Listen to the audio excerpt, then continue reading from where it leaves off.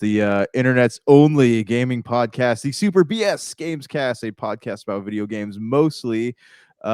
Sometimes we do take breaks and we call ourselves the Acolyte Season 2 podcast. Oh, wait, that's not happening. Nice. Oh, the knife.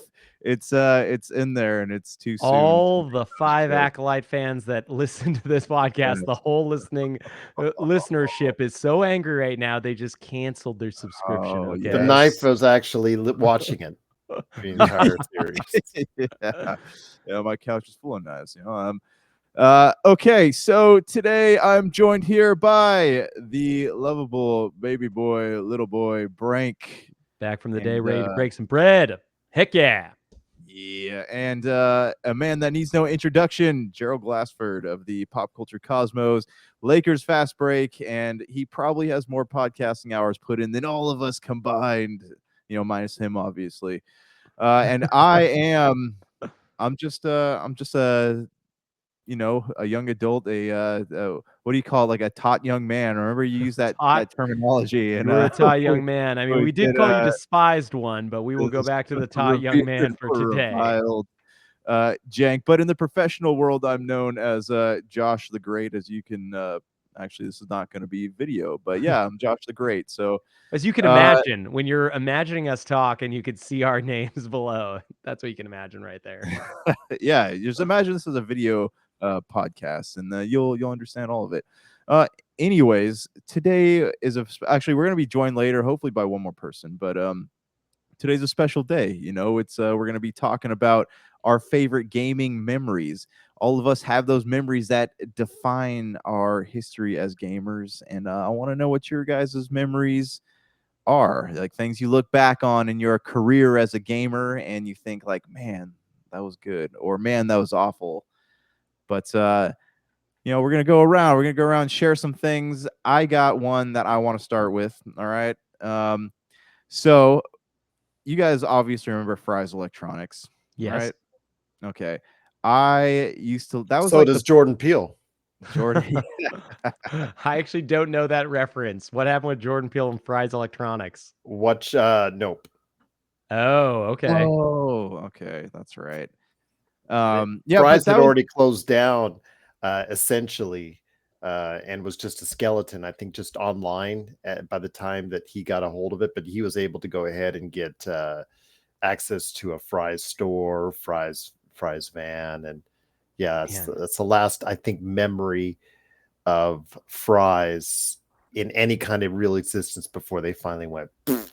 So it was a sad day, but we knew it was going to come. I mean, they were all giant stores that had very few people purchasing things in them, but they were incredible.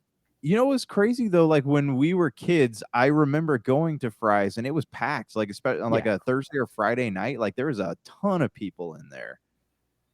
This was before the digital age, though. I mean, before the digital age, but it back when physical was king. Like you could go in there and they had just aisles and aisles full of video games.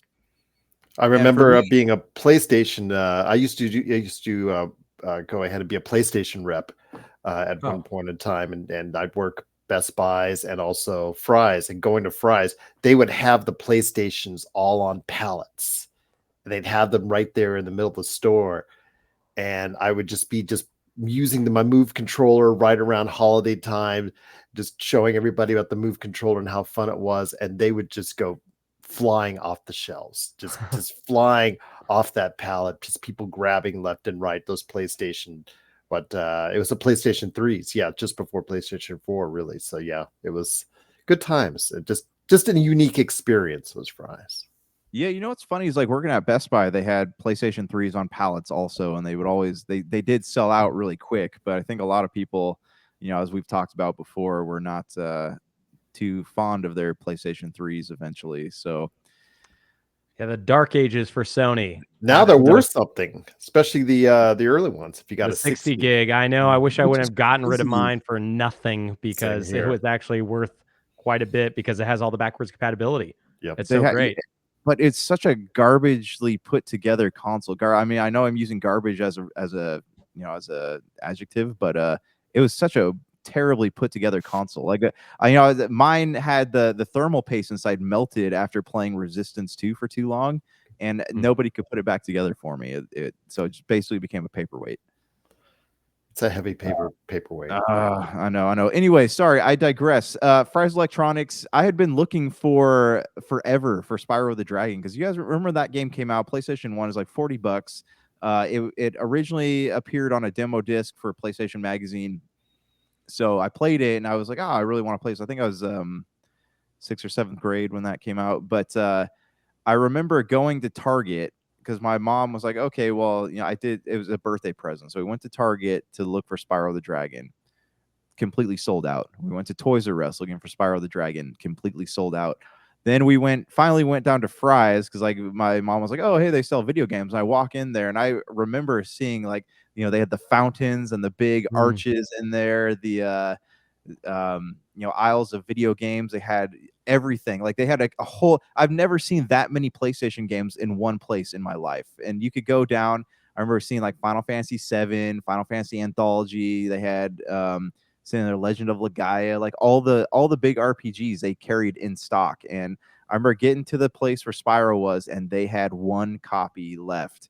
And I snatched that copy up, and that felt like as a gamer, like I felt like I was on top of the world. So naturally I went home and I played it nonstop for the next like 4 or 5 weeks. And I think I beat that game like 100%ed it. Because you remember you could look at it and you have to get all like the diamonds and the find all the dragon statues and get all the eggs. But that was probably one of my fondest memories of gaming that I look back on and think, man, I wonder if I'm ever going to experience that again. I just have to interject. I miss the days of like a game selling out. Like that concept that you just mentioned is hard for me to think of. Like anything that's not from an older generation, you could just buy a copy of the game digitally whenever. There's no more of a thought of like, oh, I need to actually buy this today or tomorrow or whenever. It's like, no, I'll just get it if I ever want, whenever I want, because it's all digital. Yeah, Fry's was, man, it's great. Such a great place with so many fun things there. Well, and plus you like go to modern stores now and you look and there's hardly any gaming sections at all. They're down to like two little sections, and they've got maybe 3 rows of games. It's just you don't feel that anymore. It's the same, I guess the same concept with like toy stores and stuff, but yeah, that feeling that we got as kids walking into a place like Fry's will never be experienced by kids ever again. Yeah, I not trying to bogart your entire memory, but I will say that idea, like they had something similar at Toys R Us, right? When you'd see the Zelda Ocarina of Time for the N64 when that was being displayed that Christmas, or you'd see the Dreamcast games on their little display. Like there was something special about that whole period of gaming because it was still like something where we didn't have the internet really in large quantities to see videos of games coming out. You'd have magazines, but you wouldn't see the games running anywhere unless you played them or at some friend's house. So it was special. It was like kind of magical to see that, right? See Spyro or see Final Fantasy 7. I still remember the first time I saw Final Fantasy 7 on a TV running way before I bought it and just being like, wait, what is this? I love this and all these characters. Yeah, exactly. Well, it's the same thing with like you had mentioned gaming magazines. Like we didn't have back then. There was YouTube was kind of a small thing, but you can go on. Most of what you saw for games was via these game magazines and demo discs. Like that's what got you excited for the stuff coming out. Now, even they don't even have those anymore. Yeah, RIP Game Informer. Since our last episode, they closed their doors. 33 years, I believe, was in existence. Crazy, yeah, 33 years. Such a sad thing. That's still one of my favorite gaming that and Nintendo Power are the 2 gaming magazines I remember the most. My gosh, yeah. So what do you guys got for me? Throw your favorite gaming memories at me. Let me hear these epic tales of game playing. And Gerald, hit us. How far back do you guys want to go? How far do you want to go, man? I mean, if you want to hit up that sweet NES stories, oh my gosh, older than that, my friend. Because I didn't get back into it until the N64, but I had previously, my first console for my family and I was Pong. Oh, to give you an idea how old I am. And then 21. That's how old he is. There you go. And then for me also as well, playing Pong, the very different variations was absolutely a blast at that point in time, because it was something that we had never experienced at that point in time. But to evolve into something more high tech was just truly a blast, because I remember my dad taking me to a department store, no longer in existence, chain called the Treasury, and just going there, going through all the aisles to a special aisle for electronics to get none other than the Atari 2600, which again, Oh, wow.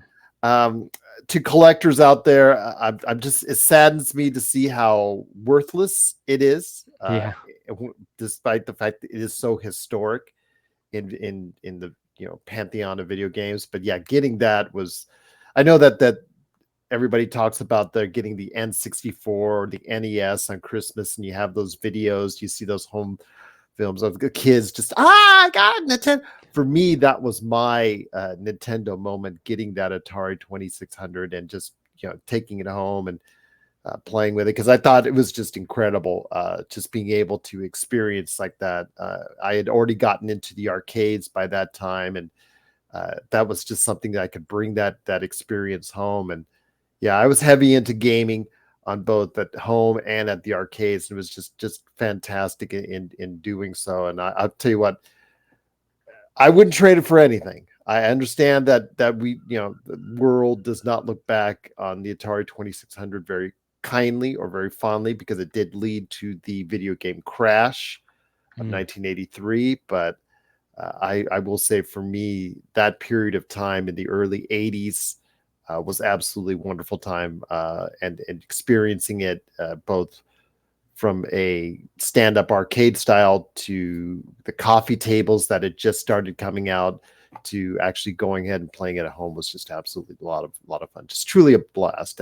Whether it was Combat, Indy 500, or whatever games that we were playing, Pitfall, just the classics to me at that point in time are just truly good. And whenever I stop by our friends Josh at Retro City Games, or I see it on YouTube as far as collectors and whatnot, and they will walk by the Atari 2600 to get to the Nintendos of the world, as far as the NES, N64. Now, I love the N64 as well. I have great memories of that as well. But it's just sad to see where the Atari 2600 has fallen, because to me, it just provided so many great memories. Yeah, it was definitely like a prototype for what gaming became, right? Like, I don't know how many consoles there were before the 2600. I don't think there were many. I think there might have been one other one, right? Right. Yeah. I don't know if it's Magnavox or, based, right? Yeah, they all came afterwards. As far as once the Atari 2600 got put out there, everybody wanted to make something that was very similar. Like Sears had, I think, their own one eventually. Sears. Several different brands.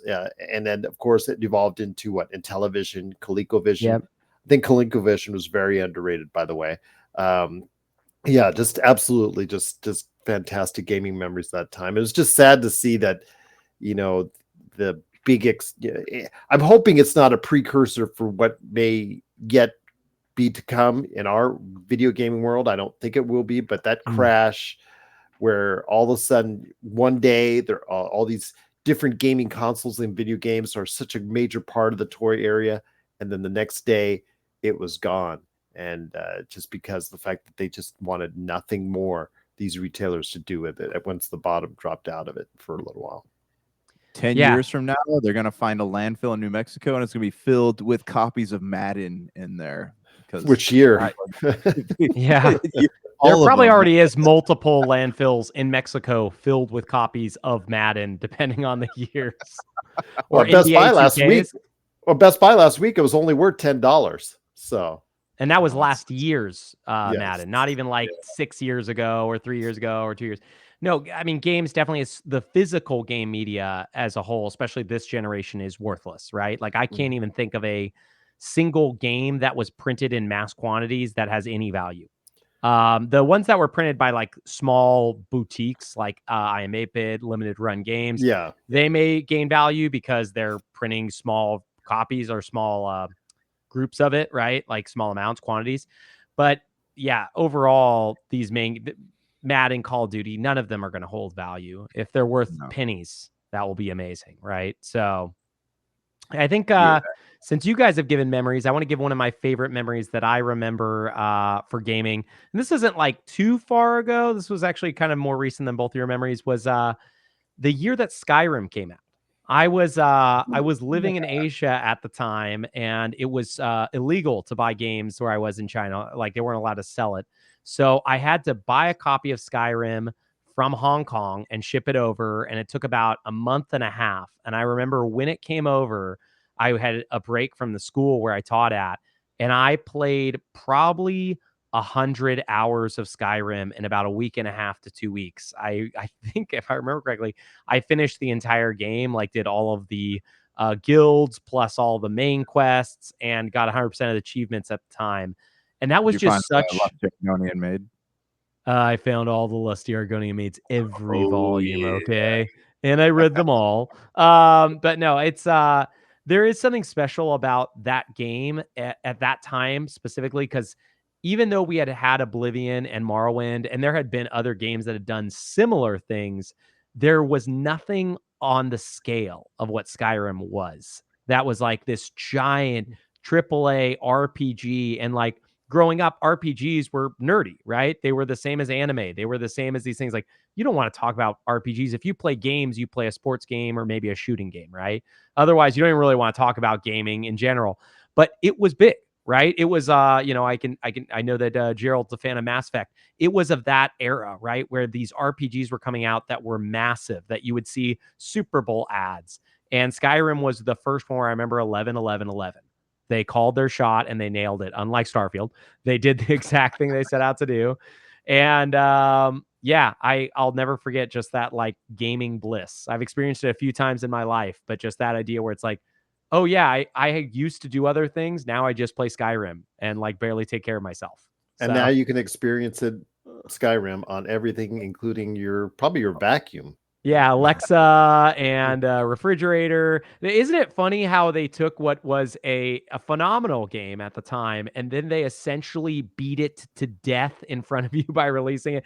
Like, for Oh my me, there's something more greedy about it than Resident Evil 4, which has been released on everything as well, right? There's something about Skyrim that just feels a little bit more like, we want your money, give us your money, even more than Resident Evil 4, which is on, I think, more consoles than Skyrim. If not, it's close, right? But I think it's because every time that they tried to do it and they transferred it to another system or another device, they would get a lot of media. Play Skyrim on this. Play Skyrim now on that. I think I purchased like half of those Skyrim copies that came out, because I remember I had one on the Switch. I had it on the 360. I bought it on the Xbox Series X. I bought it on the PlayStation 4. So I think they were also extra greedy with Skyrim because they sold it at full price every time. Half of those Resident Evil 4 copies that came out were sold at like $20 or $30, right? They were like, hey, this is an old copy. We didn't do much. It felt way less just gross in the long game, because it's like, okay, we had Resident Evil 4 on GameCube, PS2, and then Wii. After that, it was just like remasters or collections of it selling for $20 to $30 tops. Only the remake last year was the first one where they actually went full price again. And the VR one, but they were all so different. Whereas like Skyrim Switch, it was the first time you could play Skyrim portably, $60. Skyrim Series X, though, was also, I want to say, $50 or $60, or maybe not Series X, but the Xbox One of the ones that came out where it was barely anything new. I guess they added mods. They also added full price. mods. That was the big pull for it, and people paid for it still too. Yeah, I mean, it just, I don't know. There was always something that maybe felt just a little bit gross to me about it, but I still love the game. I don't think Skyrim sadly holds up very well nowadays. Every time I try to go back, I think, man, the combat is like swinging a butter knife and not hitting anybody, right? Like, they Still never not really. as bad as Morrowind. For me, it was Oblivion, because I got, after 30 hours in Skyrim, I actually got stuck somewhere and I could never get out of it. And I was just like, I said, the heck with this. Oblivion, for me, I was one I played over 100 hours of, and I don't think I've actually ever finished the game. think Well, I'm you gonna have to had go to ahead and do it.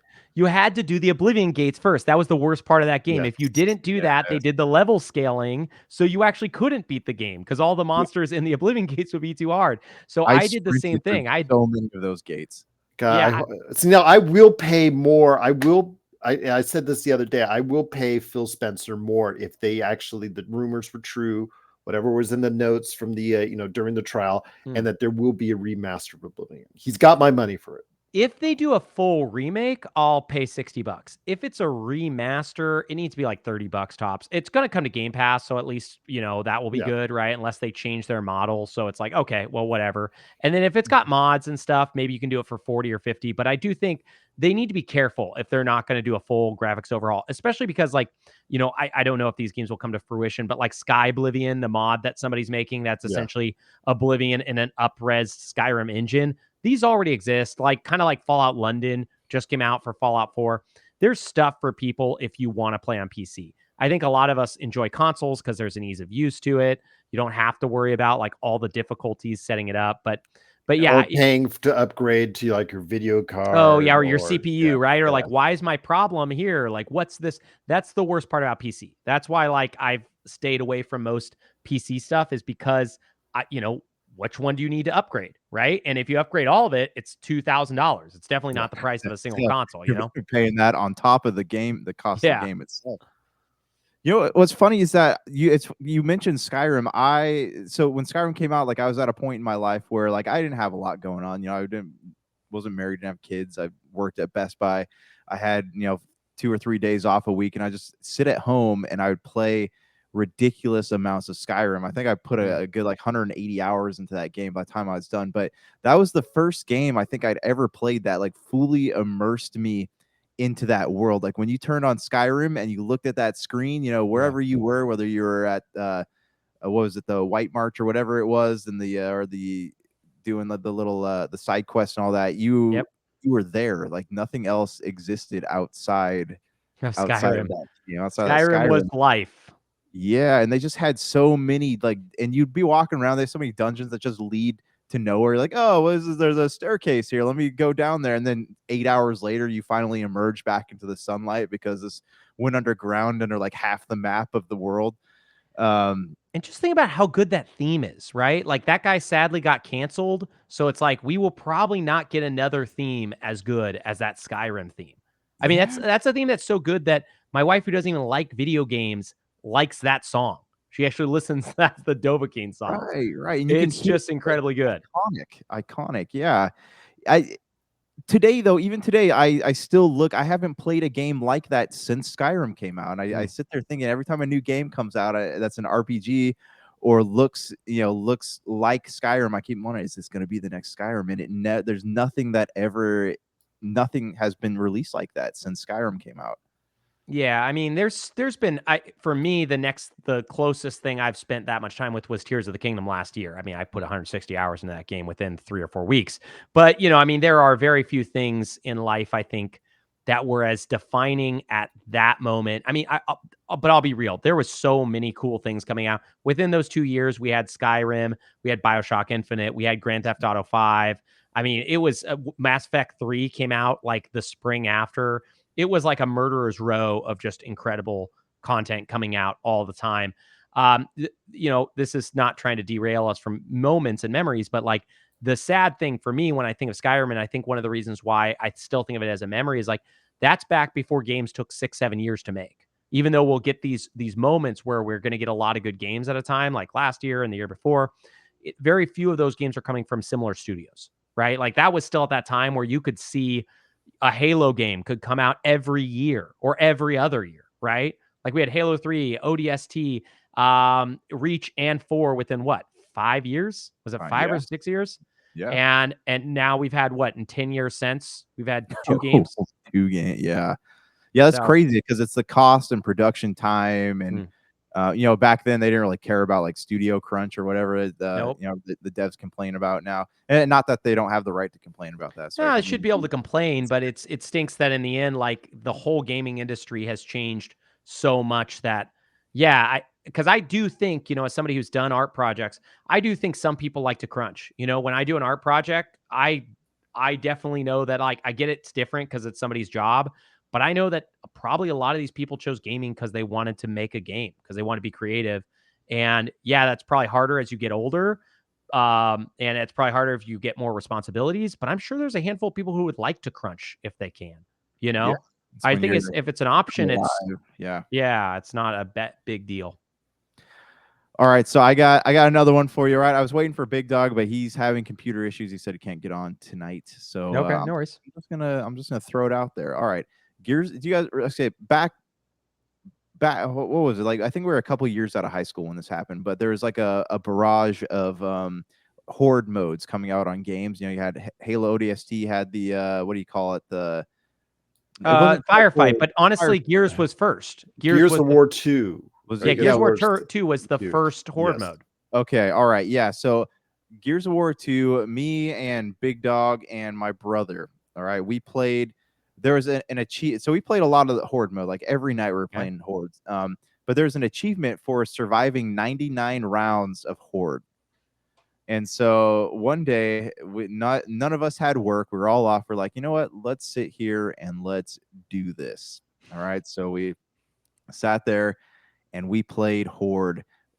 I want to say it was a good like 5 or 6 hours it took us, because the Wow. matches were short. They're about, I don't want to say the matches were, less than 10 minutes each, but we sat there and we played horde until we had reached that 99 round. On the 99th round, my brother's Xbox froze right before the match. No way. Yes, it froze. And so I'm sitting in my room talking to Big Dog, who's at his house, and you're playing over live, and here my brother just let out so many expletives all at once. I'm like, what happened? And the Xbox froze. He got booted out. I got the achievement. Big Dog got the achievement, but Justin did not get the achievement. And Man. he's like, I'm done. That was the last time my brother ever played video games. Like Really? that's how bad that experience was for him. Your brother He doesn't play knew- games because of that. because of that. Yeah. And I'm sure it has something to do with his wife or whatever. But he just didn't play video games anymore after that. And that makes me deeply sad. And if I could go back and give him my Xbox achievement for that 99 rounds of horde, I would totally do it. You're a good big bro, man. There you go. I know. Gerald Hiss with another great memory. I give you one. I mentioned it a couple weeks ago on the Cosmos, but I mentioned it before to Josh. I used to work in special effects background before I moved it to Las Vegas. I worked for a couple different special effects companies, Boss Film Studios and Pacific Data Images. The first job was with Pacific Data Images, and the job I had entailed doing a lot of stuff behind the scenes, transferring as far as the shots that were needed or the shots that were created from one medium to another, from digital to film, and then back again, stuff like that, depending on what was needed. So sometimes that would require a lot of coding. And then obviously it would also require a lot of processing by the actual computers, whether they were the huge $10,000 to $15,000 silicon graphics workstations or the actual film recorder itself. It would take hours sometimes to process, which would leave you some time to play some games. Yeah. And one of the things we'd like to do every now and then was get together, and Doom in the I'd say around 93, 94 was starting to get a little bit more popular because it had come out obviously through the shareware to all the PCs, and everybody really got into it. One of the ways we decided to spend some time was going ahead and getting like all these expensive SGI workstations to, at different floors, different rooms, hooking up on a LAN. This was just before, everybody really got popular with the internet and things of that nature. So we would hook them together on a LAN, a local area network, and just deathmatch for hours on end. And it's funny because, some of my people that I was playing with, at that time were either in the same vocation as I was, or they were animators or things like that. One of them was eventually, just a few years later, would become the director of Shrek and Andrew Adams. Oh, wow. So it was always funny because he always had that long ponytail. He's I think he's from New Zealand, if memory serves correct. Yes, he got you that tell by accent. looking at him, you're like, this guy loves ogres for sure. This guy's gonna be great someday. He was He's gonna quiet. with donkeys. He was very quiet, but he was very polite. But he was cool when you did try to get to talk to him and get to know him a little bit. But friends that now work at Pixar. Yeah, we were always whenever some downtime, let's go play some Doom. So those matches were really fun because again, these huge workstations were not meant to really be for LAN gaming, but hey, you got to improvise and kill time somehow. You're there for 10, 12 hours sometimes. So just absolutely was a blast every now and then to go ahead and do just that. Did you guys play just Doom? Did you play Quake? Did you get to Half-Life? Like, how long did you guys do these LAN parties for? It was only for a short period of time, about just during, I forget which movie it was for, because we would actually we actually covered a lot of movies during my time there, just because a lot of them were just, okay, we need you guys for just a couple shots or 3 or 4 shots to do something, and then that's it for the most part. But it was probably about maybe 4 to 6 months at most, because it was a transient industry as far as people coming and going and getting either jobs somewhere else in the industry or whatnot. So it wasn't for that long, but I do remember it because it's like everybody would that was there when the big bosses were away, be like, oh yeah, let's go ahead and play some Doom. All right, sounds good to me. What's funny is that kind of reminds me of the whole LAN experience. Like the first time I ever walked into one of those like internet cafes, where they played Counter-Strike. I remember I was in the 5th grade, and people had always, like, there's a stigma associated with like gamers, like, oh, they sit in front of their computers in a dark room and they type on the keyboard and drink Mountain Dew or whatever. And I remember I'm like, no, that's not we love Mountain Dew. like games, And then I remember the first time I walked into a gaming cafe like that. It was over by Target on Catella, and I walked in there, and it was exactly how everybody said it was. There's just a bunch of people like huddled in front of computers, and they had like pizza and stuff up on the monitor, and there's a guy at the counter. Yeah, he was selling like Snickers and Skittles and stuff, like the snack packs you get from Costco, and he had his own computer and he's playing Counter-Strike also. And I sat there thinking, I'm like, maybe I guess all the stigmas do really start somewhere, don't they? That's good living, man. Those people are clean living. That's what they say when people say eat organic. They're talking about Mountain Dew and pizza on top of a computer screen. And that's what I try to, that's how I try to live my life. Yeah. I do the do, man. That's what I'm all about. Got to have it your way. So yeah, I'm going to give you guys another great gaming memory. Waking up September 9th, 1999. I look over my bed and there is a bag next to it.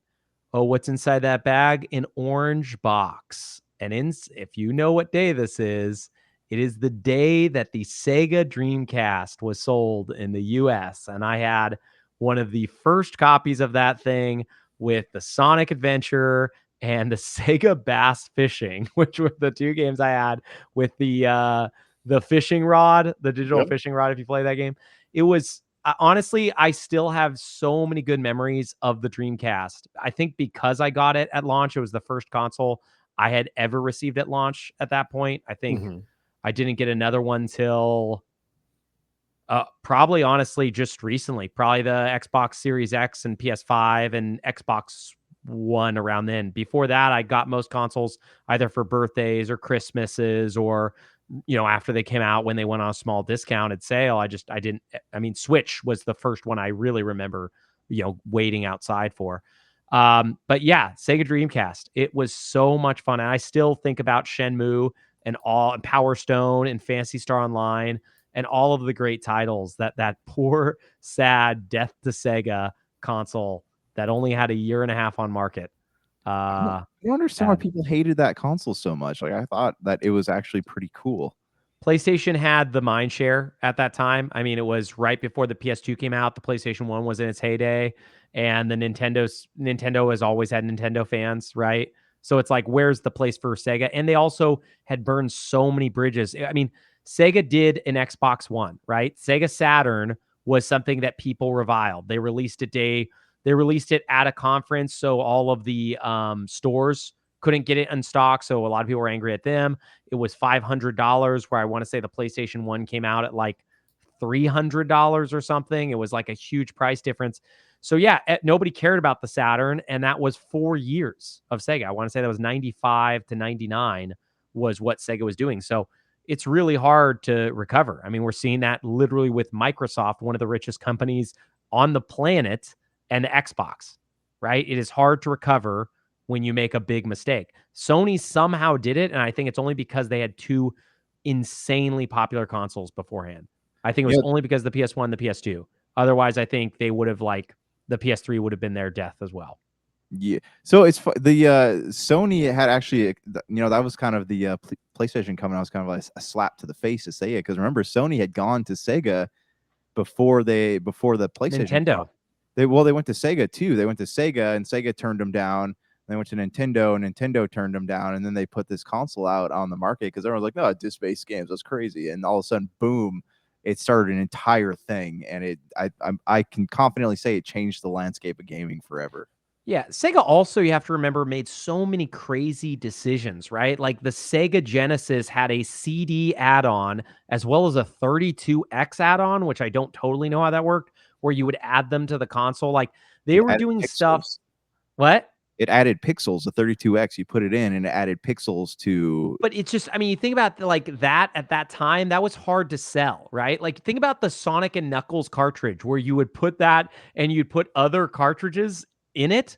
Like I remember as a kid even being confused as to like, wait, what was this? And then like you do it and you're like, okay. So they were doing cool stuff. They always have done stuff. You think about the Game Gear and how much better it is actually than the Game Boy, right? As like just a console in terms of like what it can do graphically, the games you were able to play on it. The Game Gear was way better. The problem is it ate 1 billion batteries and it had the battery life of like 2 hours. So they were always doing cool stuff, but it was always backed by like they were ahead of their time, I think, almost always. And that doesn't pay a lot of time. You have to kind of be right in your time.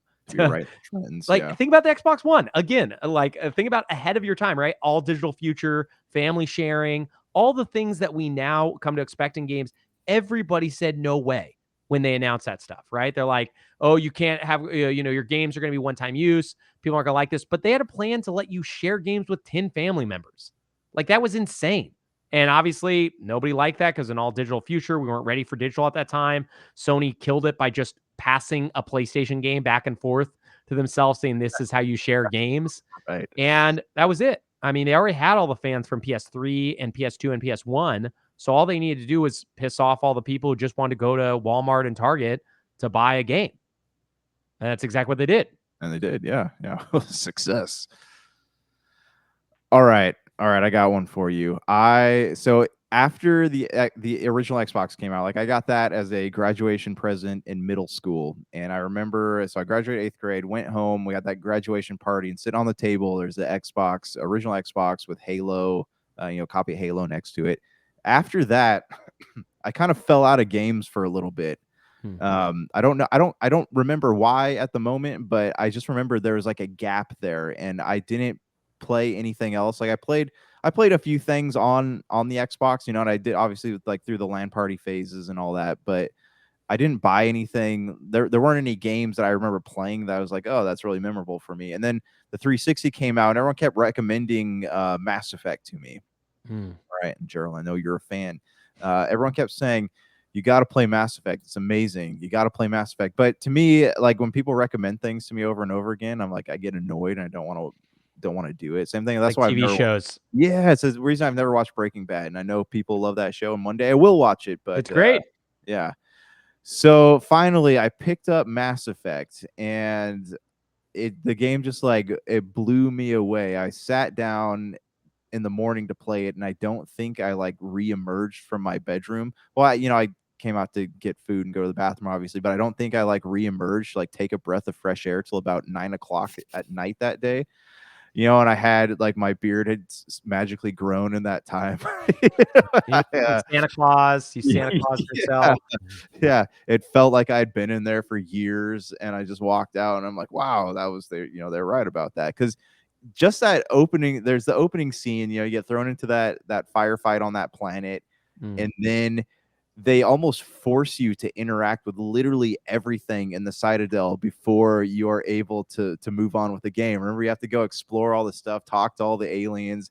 It takes so many hours to get out of, and you're like, I just don't want to do this anymore. But by the time you get out of that, you're committed. They do a good job at like pulling you in. And that was I remember just sitting there thinking to myself, like, wow, what an experience. I don't know why I did not play this sooner. Controversial opinion, I still think Mass Effect 1's the best out of the three. Oh, absolutely. It's my favorite by far. I was pretty upset when they removed most of the RPG elements from 2. I thought 2 was an incredible story and a phenomenal game, and I loved it when it came out. And then 3, I have never finished. As somebody who literally flew back and stayed, I had to come back for a wedding, and I stayed an extra week in the US so I could pick up Mass Effect 3, and I tried turning it on, and I had chosen one of the character face models that they had not imported into Mass Effect 3, and I waited for 3 months, and then by the time it was done, I didn't care, and all the controversy had already come out with the endings, and I didn't read. I still don't know how Mass Effect 3 ends, and I maybe someday will go back and finish it, but it's just so crazy that I love that series so much, but I still think the best game, in my opinion, is 1. You still haven't chosen a color yet. I never chose the color, man. And I will never know. I could tell you, for me, that Mass Effect time, I was really caught into the hype because that was, for me, one of my best favorite gaming memories is running a game store, actually a couple game stores over the course of 2007 to 2008. 2007 is probably the best year ever for video games. I don't think there's any question on that. And anybody wants to challenge me on it, I'll just run down a list of games that are still effective today, that are still part of today's consciousness in the world of gaming, and seeing the hype as far as for Uncharted. So I got a lot of videos in advance for my store. It was great, but the Mass Effect to me was the one that everybody needed to get into. There were like hour-long documentaries, prepping you for the game. There was a ton of videos that were coming out. I was putting it up on the screen and getting a ton of pre-orders for it, which at that time when pre-orders were a thing. Yep, that's what we all did so we could get the game. So every time you go to GameStop, they bother you. Don't you want to pre-order these 10 things before you leave? Exactly. So it was just amazing time, and you could see that Mass Effect was going to be a hit. I mean, I would convince people to pre-order it just by talking to them, just by sharing the enthusiasm I had, because you could see it was one of those few times where, whatever hype machine that you want to go through, and these days now it's just the usual standard CG trailer first, a few months later gameplay trailer, then a release trailer, and it's just like, okay, that's it. That's pretty much the standard, operating procedure. Back then, it was, if you really wanted to go ahead and promote a game, follow the way that Mass Effect was promoted up into late 2006 to its release in 2007, and you'll really get a good idea of how well a game could be promoted. And yes, I do have some of the promotional materials behind me that I got to keep from the store. But yeah, like you, Brank, it left, especially Mass Effect 1 left such an impression on me. And I was just so happy that the experience I had, gameplay issues that everybody has with it aside, I still am such a fan of Mass Effect 1 and myself as well. It just was such an incredible experience, and it lived up to all the hype I was giving it at the store. It also gave you choices that I know that 2 gives you choices and stuff, but nothing felt like it had the weight of 1. And it was all new. I mean, it's there's something special. Yes. Oh, I mean, right on the Rift, right? You have to choose almost immediately what you're going to do. Who dies. And then you have the other choice with Rex. right? Yes. Like a little bit later. There's so many big decisions, and it was such an RPG, and it was something that like they didn't really do great jobs of like RPGs that were both really good action games, but also had RPG mechanics. I mean, they were starting to do that. Obviously, we talked about Oblivion and stuff, but there were still like few and far between. We were still kind of at that turn-based era. Everything isn't like it is today, where every game's an RPG.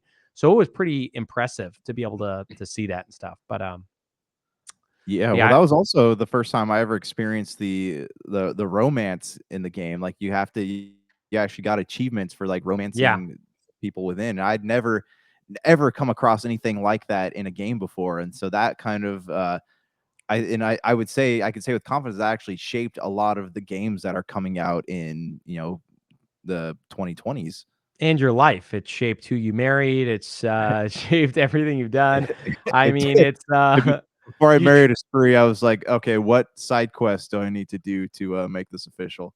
Yeah, you were trying to marry Ashley, but you were, do I go with Miranda? Do I go with Ashley? That's how you're doing playthroughs, man, of your Yeah, life what to can try to you figure it add to out. my stats to if we get What married, what is can you add to my stats? what's your loyalty quest? Because I don't know if I want to do it with you, okay? I'll see what other loyalty quests I have, because certain loyalty quests I just don't enjoy. Yes. Okay, we should probably wrap up, my boys. I'm getting super tired. Do we want to do one more around the horn, or should we call it a Betty bye early? Because some of these baby boy Branks got to get I'd some like to sleep. do this again. I'm All down. I'm right. down to do Yeah. another one. All right. Well, Should should do a we part 2? maybe we'll call it and we'll do a part 2 maybe like next week or something. Okay. How's that sound? Nice. Sounds good. I'm Yeah. game. All right. Well, this has been another episode of the Super BS Gamescast, a podcast about the Acolyte Season 2 and video games. Thank you for tuning in. Rest We'll in catch you peace. next time. Peace. Peace. We are going to have to talk about Acolyte Season 2 now. You know that. That's going to be the whole next episode. Even though I haven't watched any episodes of it, and it looks like it's hot trash, and I'm probably never going to It's watch it. I'm pretty sure like the last like 5 episodes we've made jokes about the Acolyte. So I Yeah. was just running with the theme, We gotta have to stop though, because we're gonna be like, you only have one joke. It's Acolyte, and you know that you're not allowed to say anything bad about it. Okay, or All else right, the on the U.S. next the episode, U.S. government will come after you. Okay, you're not allowed to say anything bad about Acolyte or Acolyte 2. Okay, all right, it is on the next Better not episode, listen to the Cosmos then. Oh man, you are the critical drinker, or what is it? There's a bunch of people. It's just not good.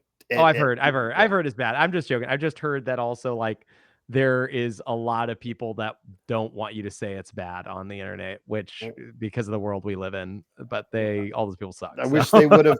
Well, if you watch the numbers and you track the numbers like I did, I'm still live on the air, by the way. I track the numbers like I did, and you track the numbers and you read all the articles and you see the ratings. They should have multiplied it by 10 or 20 because they just never did the numbers in any week. So, well, it looked, I mean, I remember seeing the original trailer and it looked so bad. It looked, I mean, from the beginning, I sent it to people as a joke, right? But to be honest, like I saw the trailer for what's it called? Skeleton Crew or whatever. It also looks bad. It's, I feel like they just can't try to make good things anymore. It's just that for me, it was the writing, to be honest with you, just the story development, character development.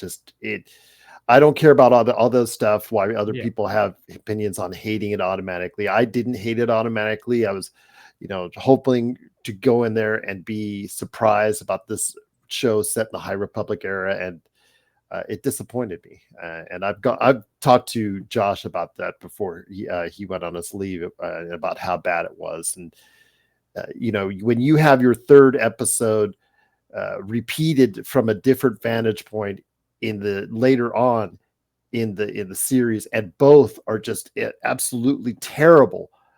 Why would you take your worst episode and just repeat it later on in the series? It just absolutely just was mind-numbing. Star Wars is MO though. They just did. That's all the movies. Let's see this awful episode from another vantage point. Yeah, it was just bad. And Josh loves She-Hulk. everybody, so you know that you can trust you know, them. I actually really did enjoy that show. So I didn't watch it. I don't watch any of them. Honestly, there's too much of them. Really, that's my biggest thing. Is there's too many of them. They all want too much of your time, and most of them aren't worth any of your time. So I saw Andor. It was good. I would say the first half of it is not as good as it should be, but overall, I feel like a lot of the shows nowadays are just like meh. And it's bummer. Like Rings of Power, I have a buddy who's like, "Hey, you watch it?" I'm like, "No, I fell asleep 3 times trying to watch episode 3." I will not watch Harfoots singing about their trip to whatever they do. I don't even know what they do because it was so boring. I hated it. So I'm not going to see Rings of Power season 2. Bummer. You know, if they would have made season 1 better, then maybe I would have got there.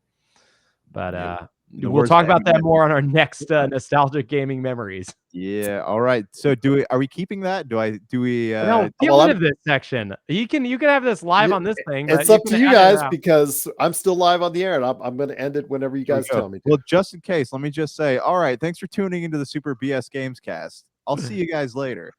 Wow.